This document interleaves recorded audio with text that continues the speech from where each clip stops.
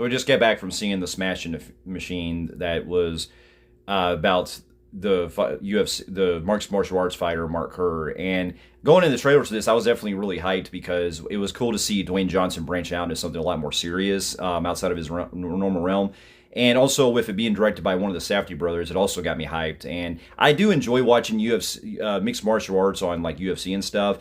And while I don't watch it a whole lot, I still enjoy the sport. And going into this, I was certainly wanting to see with what Dwayne could do. Not playing his usual action type roles.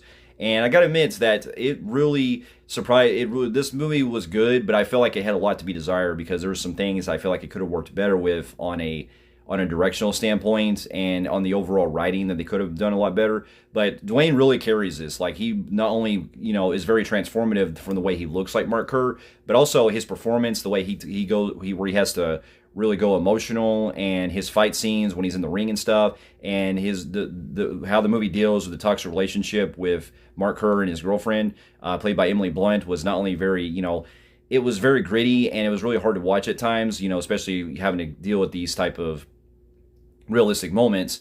But it really makes you feel like it was kind of going for that type of level that we saw with movies like Uncut Gems and Good Time and stuff.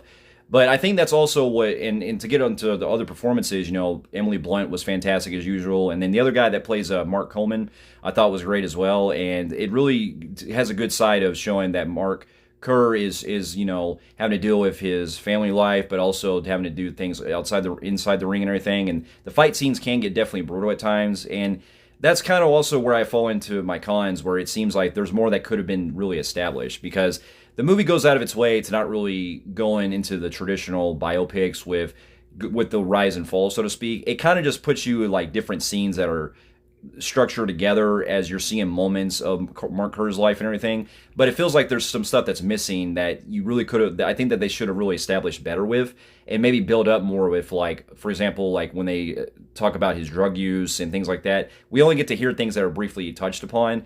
And even when we get to some of the fight scenes, it feels like there's more to it that they should have really established more. Because this movie kind of goes by where they rush over certain stuff and you're not really getting much time to go into.